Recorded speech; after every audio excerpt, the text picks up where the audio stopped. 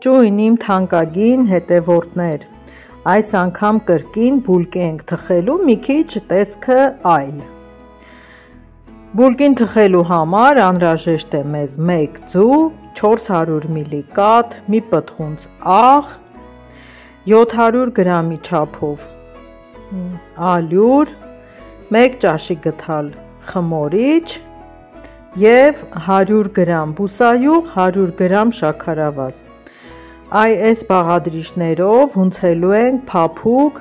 ձեռքերին չկպչող խմոր։ Սկզբից լցնում ենք ձուն, հարում ենք, ավելացնում ենք կաթը, կաթի վրա ավելացնում ենք արդեն մնացած բաղադրիչները, խմորիչը, շաքարավազը, բուսայուղը, մի պտղունց աղը և վերջում ավելացնում ենք ալյուրը։ Ես ալյուրը նաև կչափեմ բաժակներով, ընդամենը 200 գրամանոց բաժակով 5 բաժակ ալյուր եմ օգտագործում, ալյուրն էստեղ մաղած է, աշխատեք մաղեք, որպեսզի ձեր պատրաստած բոլոր թխուկները, խմորեղենները փափուկ ստացվեն և ավելի որակով ու համեղ լինեն։ Քիչ-քիչ եմ ավելացնում, որպեսզի գնդիկներ չլինեն, պռես խմոր, խիտ խմոր չլինի, քիչ-քիչ ավելացնելով հունցում եմ փափուկ խմոր։ Խմորը երբ արդեն խառնված է լինում, ավելացնում եմ 20 գրամի չափով հալած կարագ, որպեսզի խմորը հավաքվի իրար և հետո թխվելուց բուլկին շատ փափուկ ստացվի։ Հենց այս վերջին ավելացրած կարագը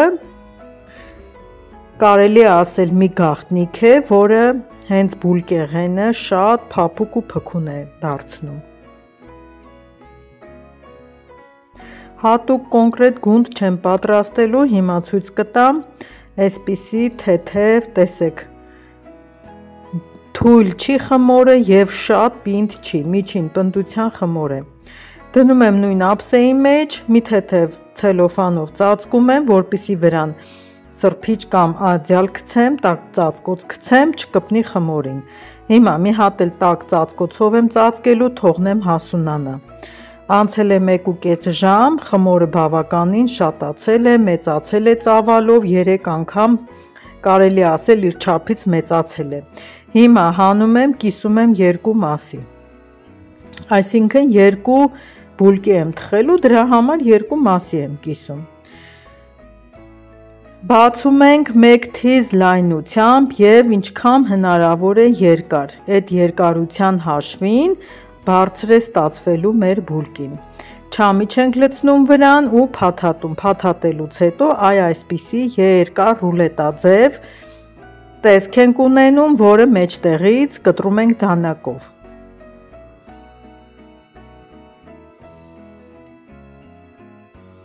Հետո կտրելուց հետո այսպես ոլորելով հավաքում ենք, այս հաջորդ կտորը ոլորելուց վրան ենք ոլորում։ Այսինքն իրեն բարձրություն ենք տալիս, ինքը արդեն բավականին բարձր է։ Այստեղ թղթե ամանները մեծ չափսն է ինձ մոտ, բայց գիտեմ, որ այս չափի համար բավականին բարձր կստացվի։ Քանի որ երկաթե ամաններ չունեմ, որ այդ թղթե ամանները դնեմ մեջը, որ իրենք բուլկին բարձրանալուց, հասունանալուց չձևափոխվի, աշխատեք շատ ուղիղ դնել բուլկին մեջը և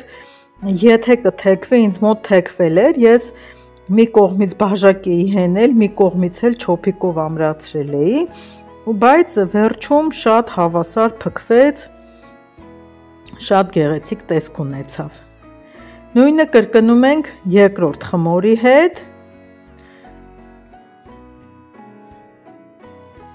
կտրում ենք մեջտեղից և ոլորում ենք, պտտեցնում ենք, տեսեք, սա էլ մի ուրիշ ձև կպտտեցնեմ, որպեսզի տեսնեք տարբերություն չկա, թե ինչ ձև կփաթաթեն։ Հիմա սա կհանեմ, կդնեմ այս մյուսի վրա, ահա։ Թխվելուց հետո այդ պտույտները չեն երևալու, ինքը ներսը հարթ է լինելու բուլկու նման, բայց շատ թեթև է ստացվում, շատ փխրուն, փափուկ։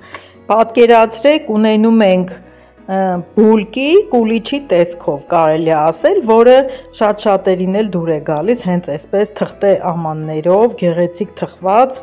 սեղանին դնել ու կտրել մատուցել։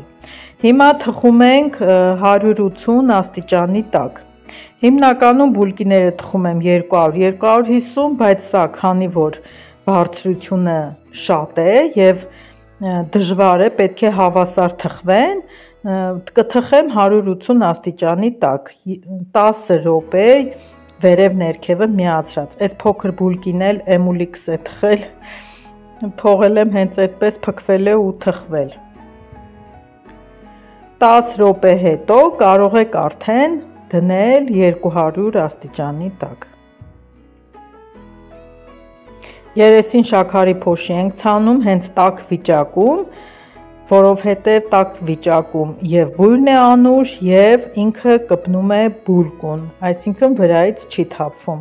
Դրա համար աշխատեք հենց տաք վիճակում էլ ցանել։ Երեսին ոչինչ չէի քսել հենց շաքարի փոշու համար, կուլիչ չէր, որպիսի այսինք պատրաստեի, մի խոսքով չուզեցի նաեւ մեղր կամ ձու քսեմ։ Շաքարի փոշի էի ցանելու, դրա համար այդպես թողեցի։ Տեսեք, մի